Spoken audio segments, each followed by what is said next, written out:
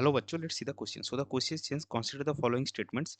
Formula unit mass of Na2O is 48 unit and molar mass of ethine is C2H2, that is then C2H2 is 26 gram per mole. Which of these statements is or are correct? Option A 1 only, option B 2 only, option C both 1 and 2 and option D neither 1 nor 2. तो चलिए सबसे पहले देखते हैं इस question का की concept क्या है. तो इस क्वेश्चन का की कॉन्सेप्ट है formula mass and molar mass.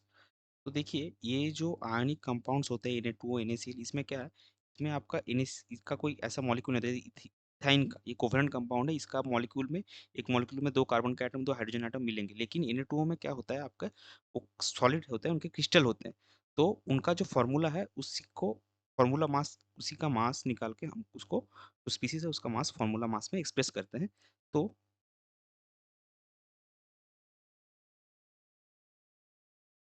Formula mass of Na2O कितना आएगा. दो सोडियम है, सोडियम का होता है 23 U और ऑक्सीजन का 16. सो 46 प्लस 16U यानी कि यह आएगा 62 62U. तो पहला जो है वो आपका गलत हो गया. और इथाइन के केस में क्या होगा, ये कोवेलेंट कंपाउंड है तो यहाँ पे हम मोलर मास निकालेंगे. मोलर मास ऑफ इथाइन यानी कि C2H2.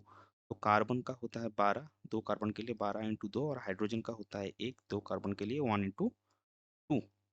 तो यह आपका आ गया 24 प्लस 2 ग्राम पर मोल, दैट इज 26 ग्राम पर मोल. तो ये आपका सही है और पहला वाला जो गिवन है वो आपका गलत हो गया. तो हमको कौन सा स्टेटमेंट यहाँ पे करेक्ट है, सिर्फ 2 जो कि ऑप्शन बी में है. सो इस पर्टिकुलर क्वेश्चन के लिए आपका करेक्ट फाइनल आंसर हो जाएगा option B, that is only 2 और second statement is the correct one. I hope you understood it well. Best of luck. Thank you.